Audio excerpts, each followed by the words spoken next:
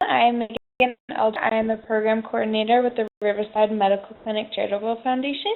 And tonight we get to hear from Lisa Howard from Bloomin Uterus. She is such an advocate and cares so much about this community of women, and I'm really looking forward to all of you hearing from her. So I'll be passing it on to her now.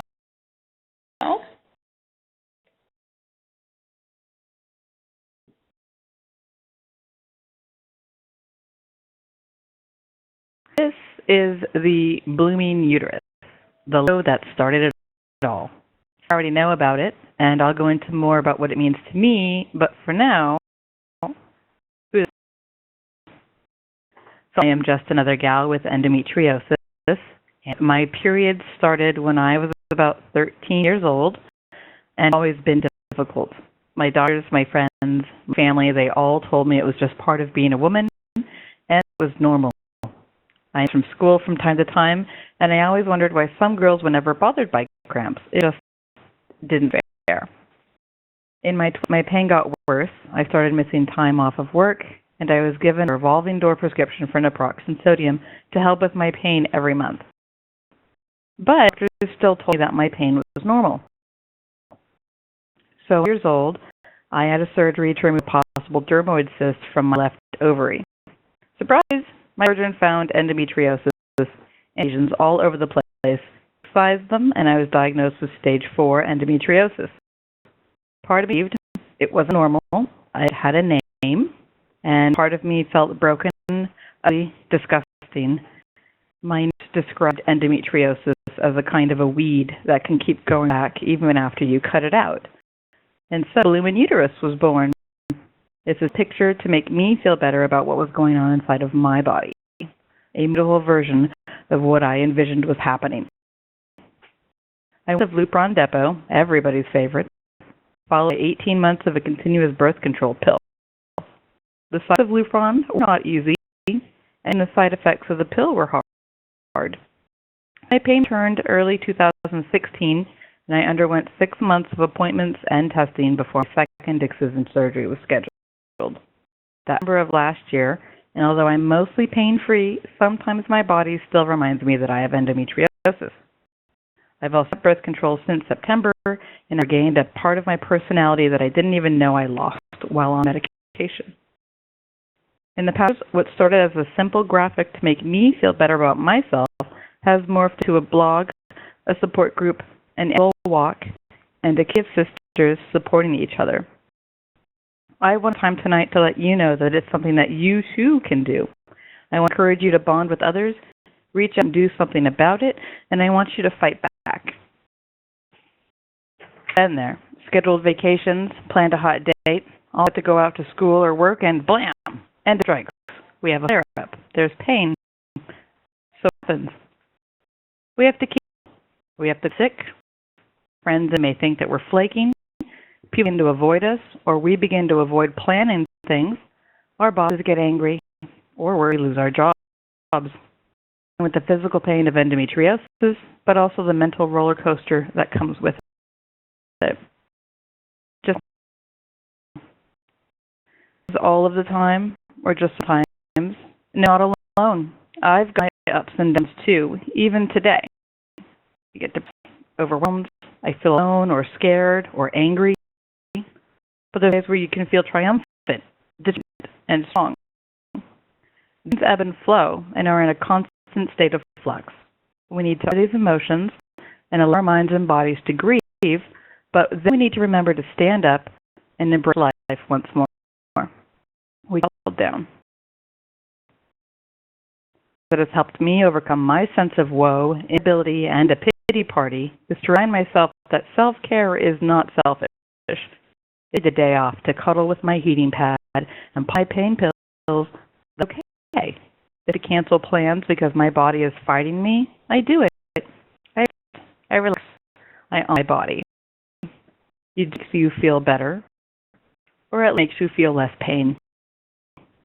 If people are hurt by your cancellation, remind yourself that self-care is not selfish. You are for you and need to do this for you. That's one in fighting back. I need to take care of you first. enough, there's so many ways that you can try to regain a sense of self-control and begin to fight back. You can join a support group. If you can in your area, you can try to start one. Ours is 100 women and started with just 2 of us meeting for dinner. Then we Craigslist ad, create a couple of events on free online local magazines and calendars, and Facebook is a huge resource. You can do this. With the Facebook group, yellow mail, good old snail mail, and cards, letters, or goods delivered by the postman. There are men online that participate in yellow mail exchanges, or in an online community. Up you can talk, bounce off problems and ideas, or even their experiences. Light up someone's day, uplift each other, encourage one another. Talk may give you a greater sense of control with your treatment options or understanding of expectations. If you feel rushing you out the door, realize that you're paying them a few extra minutes to answer questions is a reasonable request. Of questions, bring fees, bring documents, and be afraid to ask what he may consider a stupid question. Advocate for your health, and you can build a deeper relationship with your physician. If your doctor don't want to, you can always feel free to walk away and find another. There are good physicians out there. Most have heard about diet and exercise helping with endometriosis pain and inflammation. Do your research as far as what foods may promote inflammation or keep it at bay. Keep a pain journal and keep track of your daily food activities. Does something make your symptoms better or worse? Where does it hurt? Many make you uncomfortable. For instance, new strawberries caused me such agony. But altering your diet and exercise habits may help with your pain and give you a sense of control. You can present your findings to your doctor. The visualization of where your pain is occurring may help him or her during tests or your surgeries as well. Journaling, just write out your feelings, experiences, troubles, worries, and victories is so very helpful in every aspect of a battle. Write out. You can start a blog or just keep a journal by your bedside. You can test management classes in your local area. Many offer free or inexpensive yoga classes, and some medical facilities offer courses specifically to help people deal with pain and stress. You can pick tips and tricks however you can. The knowledge you have on ways to cope and remain positive, the easier it may be for you, and the stronger you will become. Raise the most empowering way that you can fight back. You may be surprised if you post about endometriosis on Facebook by the amount of people who respond that they have it or somebody who does. I even hear, I've heard endo, but didn't know it was that bad. So it is an incredible tool for spreading awareness. Get it out. Who knows who you may be helping? Sharing your endometriosis journey may not only be healing for you, but may help women going through similar situations. There are online venues where you can submit your story. Type up, share it, get out there, and be prepared for some healing. Volunteer fundraising or signing up to help endo organizations is another way that you can combat our illness. The Endo Foundation of America now has the Endo Edu Kit, a nationwide campaign where you can help bring endometriosis awareness to local schools in your area. There are other opportunities where you can volunteer your time and help other endo organizations across the globe. Crowdfunding such as GoFundMe.com or create t-shirts and donating all of the profits to an endo org is an incredible way to give back. T-Mom has been an awesome resource for the Bloomin Uterus shirts. Such as Goodshop.com and Search.com and even Amazon.com to earn money for charities every time you search or shop online, just like you normally do. You can arrange a screening of the documentary Endo What in your community. And Endometriosis Care has partnered with Endo What and has released the Endo Toolkits for schools and nurses. You can fundraising link, and just a $30 donation sends a toolkit to a nurse at a school. Together, the EFA, the CEC, and Endo What are making great strides to educate young women across the nation about endometriosis and help research studies. actively taking a stab at endometriosis by helping researchers get a deeper understanding of the disease. The RAPE study, for example, collects saliva and menstrual samples for gene analysis, and it's all done through the U.S. mail. You can online or in-person surveys for data collection and analysis. June Sciences is also conducting a similar saliva-based DNA study. Or if you're brave, you can find and participate in clinical trials for possible future treatment options. But most celebrate the small victories. We know much and suffer great losses. So excited the next time that you can fill in a blank, small walk, or poop without pain, take a course of pain pills, go on a date, or even just get out of bed. All small, these victories may be monumental to your day and spirits. Allow a bit of praise and happiness, even with these small victories. Try to better educate your friends and family, especially if you fear they're slipping away due to your symptoms or absences. Tell them about the illness, explain the spoon theory, or share brochures that you can find from the Endometriosis Foundation of America, the Endometriosis Research Center, or the Endometriosis Association. There's online resources too. There's no reason that you need to feel alone when surrounded by friends and family. Some want to listen,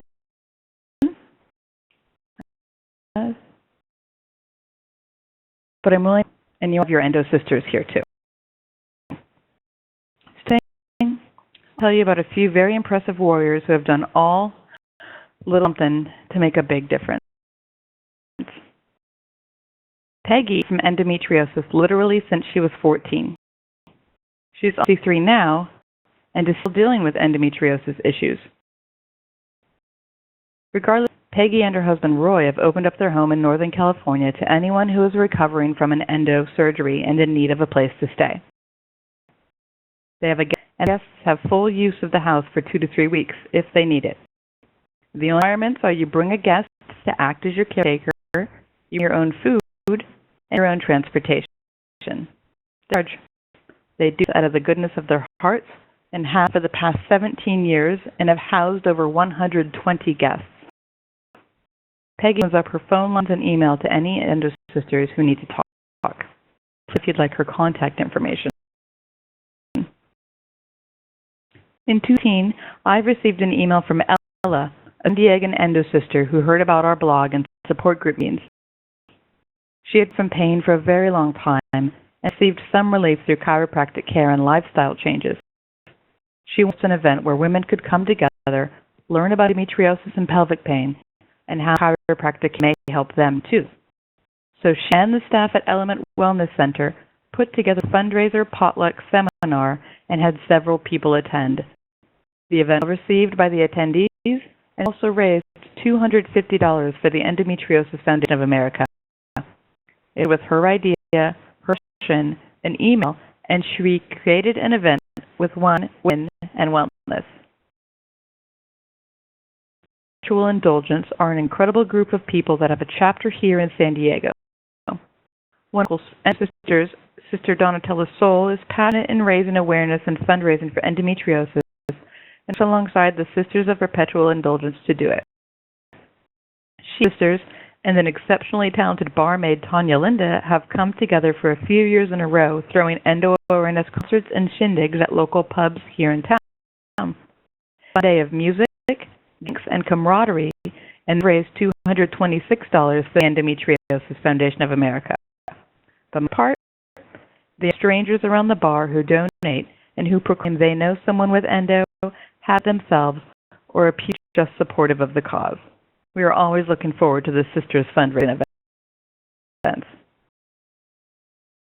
In 2000, a regular gal just like you and I named Amy volunteered as a team captain for Endo March, and rather than head up north to San Francisco or fly east to Washington, D.C., she decided to host an Endo March in her hometown in Orange County. Several women together for a local walk, and they continue to talk to each other, support one another, and survive together today. It's possible for women to bond who may otherwise not have met in person. A local community a march of their own, and not everyone can afford the trip to San Francisco or DC. In 2016, I researched and wrote about endometriosis care in the country of Guyana, and I shared it on Facebook. That week, it received 1,300 views, and I received dozens of emails of Guyanese women reaching out to me for answers and support. One particular named Melinda voiced a desire to do something about it, so I did. That started a Facebook group for Guyanese women with endometriosis, which now has over 40 members. They share stories and tips, and more importantly, in a small country where these women now they're no longer alone. And they are even working on organizing future events in Guyana. Allison moved from San Diego to Florida and decided to visit this year to be able to attend our local Endo Walk. Not only all the way for a 2-hour walk, but she also separately raised funds from friends and family using GoFundMe. She raised $135 for the Endometriosis Foundation of America, all because she wanted to do something that will eventually help better understanding of this disease. Now are two incredible women who have both shared their journeys on our blog. Infest Year, they came together with friends and family and organized Zimbabwe's very first endometriosis awareness talk. Over men and women attended, and it was held at a local children's school, had 3 guest speakers, each of whom is an OBGYN. Taught an introduction to endometriosis, to its symptoms, to treatment options, and laparoscopic surgery. Some women shared their experiences publicly with the group at the event.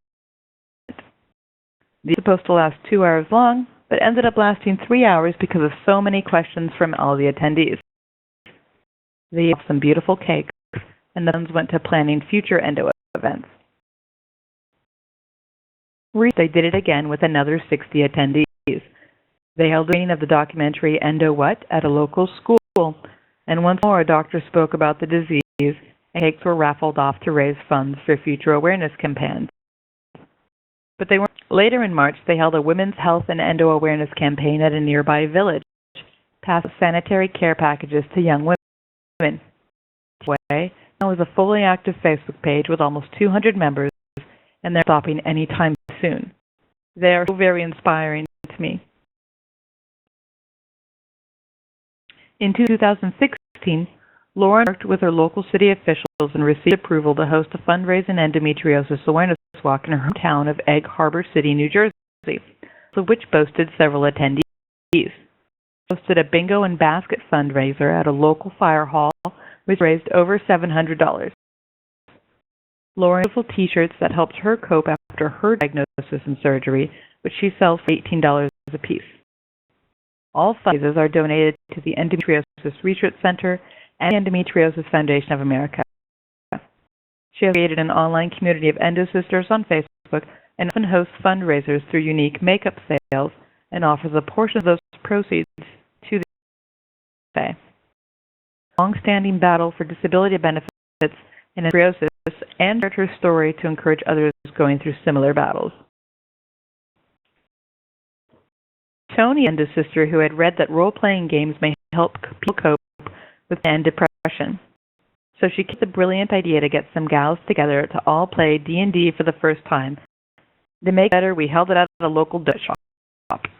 So we planned our first campaign of D&D, Dungeons and Dragons, and Myths at in January of this year. She did player character sheets, scheduled, and shared research on RPG games and mental well-being. She created Endo Villain and Endo Hero character sheets to be handed out as informational brochures for any curious donut eaters. And it was a blast. Exhausted but completely elated, and have continued the game a few times since then. Our event is scheduled for mid-June. Who knew to stretch your imagination with friends for a few hours could be so emotionally uplifting? Well, apparently Tony knew. Interested in more info or want to follow our wee little band of misfits, we know. We are still updated on the blog. Our local San Diegan endo sisters, an artist, and was inspired to create infographics about endometriosis. I shared a story of something a retired BGYN told me when I was sharing about our efforts. she make a picture of it, so she did. Helped to create an infographic full of information about endometriosis. She was compiling research and working on the graphics until finding it was just right. And then on our webpage for us to share with everyone. Check it out. There's a full-size, high-resolution image available on her webpage, and she really wants people to share it. I have my Pinterest board, and it gets multiple pins every week. And it's all because she wanted to. I'm Horn, but I'm going to tell you a little bit about what it is that I do. So since my diagnosis, I've started a blog about endometriosis. I designed and sold buttons and T-shirts for fundraising. I've held 3 endo awareness walks here in San Diego. I monthly face-to-face support group meetings for women with endometriosis. Spoke at PCOS and endometriosis workshop with my doctor at our local Marine base. And private online SoCal-based endo group on Facebook. My blog for a library where I offer all of the endo books I own to be borrowed by anyone around the U.S. And all I have to do is return it by mail when they're done reading it. And one of my features of my blog is the Share Your Story section, where endo sisters submit their journeys and I publish them. The comments, the tears, the bonding that occurs, it's amazing to me. Each of our walks have doubled in size, and this year we had nearly 80 people. And I am so touched by the emails, the feedback, the support, and especially the community that we have created together. It has greatly enriched my life in so many ways, and I'm grateful for it. Through efforts, Bloomin Uterus has raised $5,800 for the Endometriosis Foundation of America in 3 years. And I've also personally participated in the Rose Study, contacted local schools for the Endo Educate program, and participated in the Juno Biosciences study. It's things we can do, everything we can do that can help us fight back. Okay, that's about me. Like I had my diagnosis, I made a picture that made me feel better about my broken body. But it's much more. It's amazing that I repeat to myself when I feel overwhelmed or depressed or start to feel sorry for myself. And it only lifts my spirits. And I am with me. I'm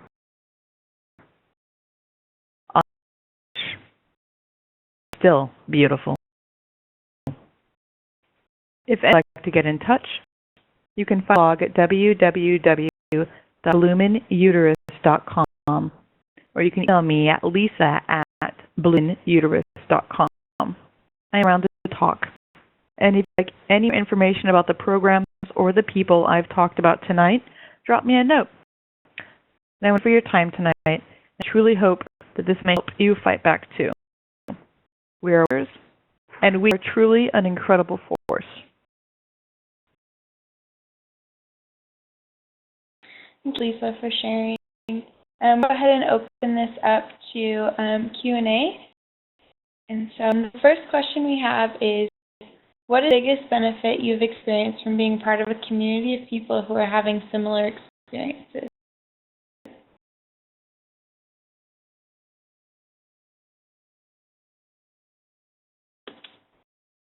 I'm sorry, I lost audio. Okay, I'll repeat that. Thank you. What is the biggest benefit you've experienced from being part of a community of people who are having a similar experience? Understand that I'm being able to support other women with illness, so they realize they are not alone. It's amazing in effect, and I truly am grateful. I can't express that enough, to know that my pain isn't normal, and to support others who thought that they were alone as well.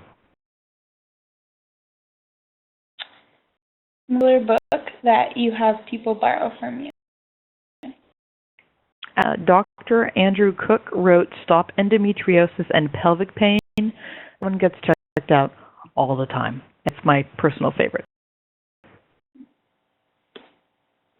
And what country have you found has best support for endometriosis? I research on different countries every once in a while, and the one that I found that seemed to be the most supportive for research was actually Iceland. this very large gene pool database that they use, and they've, over the last decades, have done a lot of research regarding genes and endometriosis and DNA, and it just seems that they're always pushing forward with researching the disease. Is what is the best way to deal with an unhelpful doctor? Find another doctor. It's perfectly in your right to drop potato and go find another one until you find a doctor that you're happy with. Please do not feel stuck with a doctor. And next, do you believe that celebrities are helping or hurting the awareness of endometriosis?